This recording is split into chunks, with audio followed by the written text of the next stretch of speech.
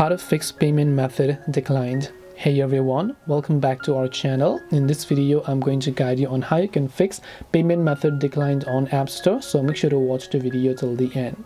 If you're trying to purchase a premium app or a subscription of a certain app, it says payment method declined. All it is telling you is that Apple is not being able to charge you from your current payment method. So most likely the issue is with the card or the payment method that you're adding doesn't support in your country.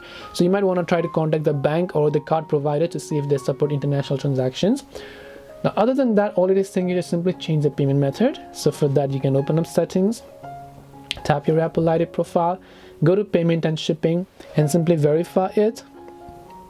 Once you verify it, if your current payment method is not working, just add a new payment method, and once you've added those, you should be able to add them successfully.